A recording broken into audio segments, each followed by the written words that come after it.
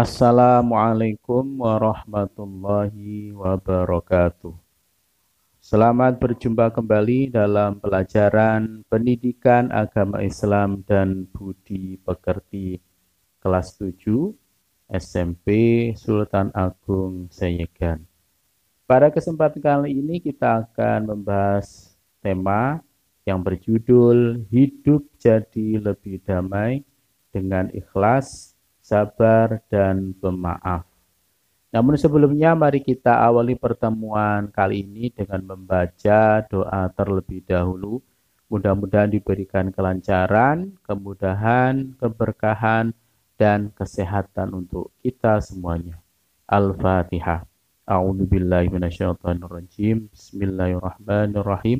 Alhamdulillahirabbil alamin, arrahmanir rahim, maliki yaumiddin. Iyyaka na'budu wa iyyaka nasta'in. Ihdinas siratal mustaqim.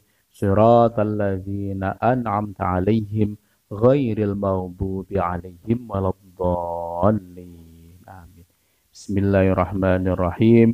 Raditu billahi rabba wa bil islami dina wa bi Muhammadin nabiyya wa rasula. Rabbi zidni ilma warzuqni fahma. Amin ya rabbal alamin. Baik, kita lanjutkan. Hidup jadi lebih damai dengan ikhlas, sabar, dan pemaaf. Pada tema kali ini, peta konsep yang kita akan bahas adalah yang pertama, hidup damai dengan akhlak terpuji, yakni ikhlas, sabar, dan pemaaf. Kemudian dalam materi ini juga akan membahas tentang hukum bacaan-bacaan tajwidnya. Yakni yang pertama adalah membaca Quran surat An-Nisa ayat 146. Kemudian surat Al-Baqarah ayat 153 dilanjutkan dengan surat Ali Imran ayat 143 dan juga hadis-hadis yang terkait. Kemudian selain membaca, memahami hukum bacaan tajwidnya, dalam pembahasan kali ini kita juga akan memahami Quran surat An-Nisa yang kita baca, kemudian surat Al-Baqarah 153 dan juga surat Ali Imran. Selain itu, dalam pembahasan kali ini kita nanti akan menghafalkan Quran surat An-Nisa 146, kemudian surat Al-Baqarah 153 dan surat Ali Imran ayat 143. Dan yang terakhir adalah menerapkan perilaku ikhlas, sabar, dan pemaaf dalam kehidupan. Baik, bisa dipahami ya anak-anak? Selanjutnya, ini adalah renungkanlah. Pada umumnya, kita semua dapat lebih sabar, ikhlas, dan menjadi pemaaf di saat kita diuji oleh Allah Subhanahu wa Ta'ala dengan berbagai hal yang menyenangkan. Akan tetapi saat diuji dengan kejadian yang tidak menyenangkan seperti kesulitan hidup dan kehilangan sesuatu yang kita cintai, maka kebanyakan kita akan sulit menerimanya. Ya, ini adalah renungan untuk kita semuanya bahwa ujian Allah itu tidak hanya berupa ujian yang tidak menyenangkan, ya, kehilangan barang, kesulitan hidup, tetapi juga ujian Allah itu juga berupa kesenangan, ya. Ujian itu ada berbagai macam, ya, ada yang senang dan ada yang susah. Selanjutnya, ujian kesulitan, kehilangan atau kekurangan, musibah, penyakit atau kemiskinan adalah perkara biasa yang dihadapi oleh manusia selama hidup di dunia. Ya, jadi kalau kita menjalani kehidupan, pasti nanti akan ketemu yang namanya susah, senang, duka, lara, dan sebagainya. Itu adalah seni dalam kehidupan hidup di dunia ini. Setiap orang pasti memiliki bermacam-macam masalah dan aneka kesulitan. Tingkatan ujian dan masalah itu pun juga berbeda-beda. Nah, selanjutnya tinggal bagaimana cara kita mengatasi berbagai masalah dan kesulitan itu. Jadi ada yang orang mengatasinya dengan penuh kesabaran, ada juga yang orang mengatasi kesulitan hidup itu penuh dengan kesusahan. Bagaimana caranya? Kuncinya ada pada keikhlasan hati, kesabaran jiwa, dan pribadi yang pemaaf. Allah Subhanahu wa Ta'ala telah mengajarkan ketiga hal ini melalui ayat-ayatnya. Rasulullah juga telah memberikan contoh yang nyata. Ini sebagai bahan renungan untuk kita bahwa yang namanya kehidupan itu pasti ada suka dan dukanya.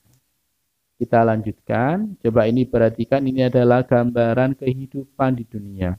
Yang pertama ini ada gambar pertama adalah ketika menerima sakit, kita harus bisa bersabar. Ketika menjalani kehidupan, ini contohnya adalah mengikuti upacara bendera, kita harus sabar, tertib, disiplin dalam upacara. Ada juga bermusafahah atau salam-salaman ketika kita saling punya salah, kita harus mengakui kesalahan itu. Dan yang terakhir, ini adalah gambar ketika menjalani tadarusul Quran atau beribadah, kita juga butuh kesabaran. Kita lanjutkan. Mari membaca Al-Quran. Coba ini diperhatikan bacaan Al-Qurannya. 1. Membaca Al-Quran surat An-Nisa ayat 146. A'udzu billahi minasyaitonir rajim. Bismillahirrahmanirrahim. Illalladzina tabu wa aslahu wa'tasamu billahi wa akhlasu dinahum lillahi faulaika ma'al mu'minin wa sawfa yu'tillahul mu'minina ajran 'azima. Yang kedua, surat Al-Baqarah ayat 153.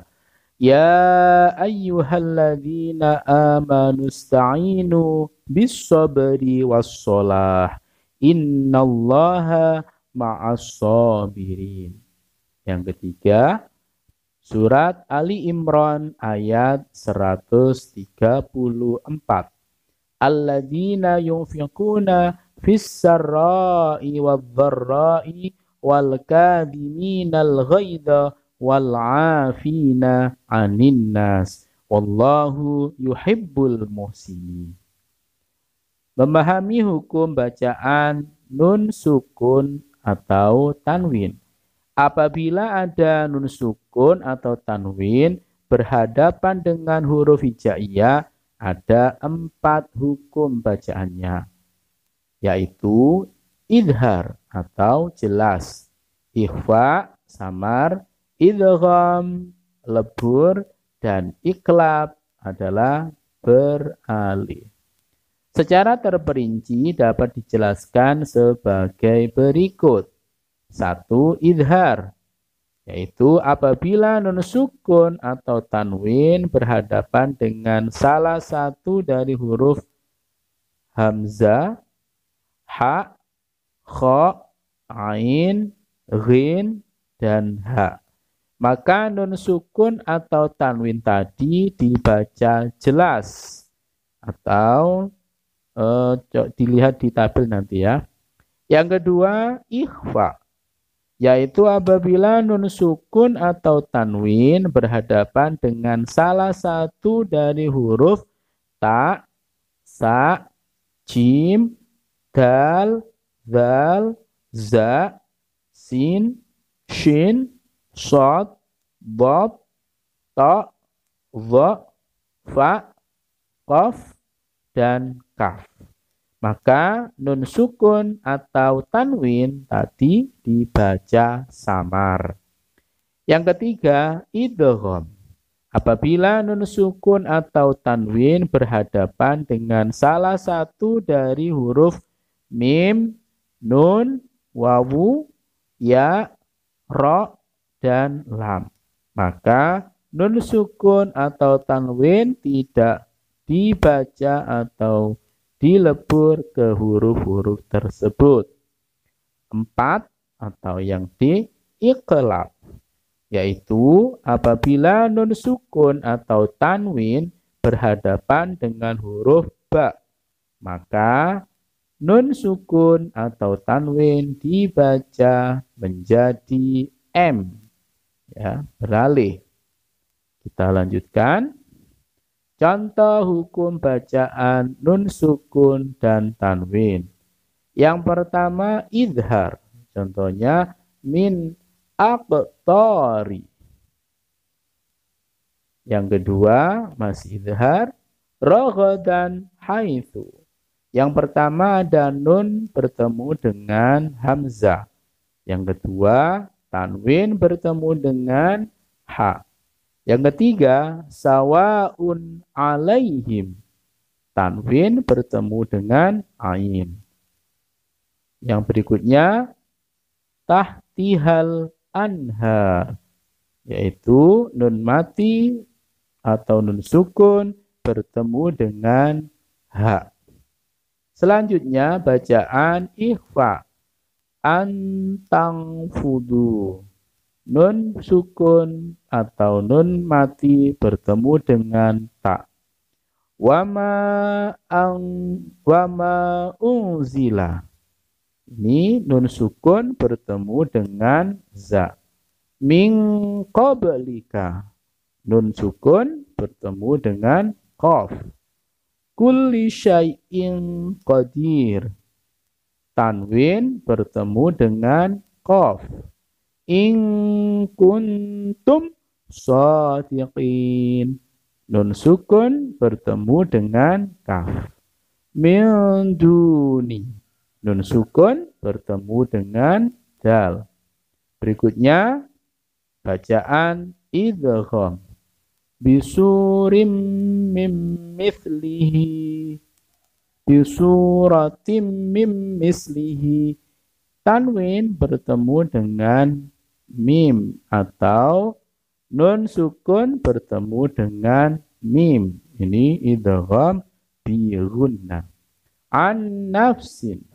Nun sukun bertemu dengan nun. Hudal lil muttaqin. Ini disebut dengan idgham bila gunnah. Tanwin bertemu dengan lam. Dan yang terakhir mir rabbihim. Nun sukun bertemu dengan ro. Berikutnya bacaan iqlab. Summum bukmun. Tanwin bertemu dengan ba. Muhitum bil kafirin. Tanwin bertemu dengan ba. Mim ba'di. Nun sukun bertemu dengan ba. Dan awwala kafirim bih. Tanwin bertemu dengan ba. Oke.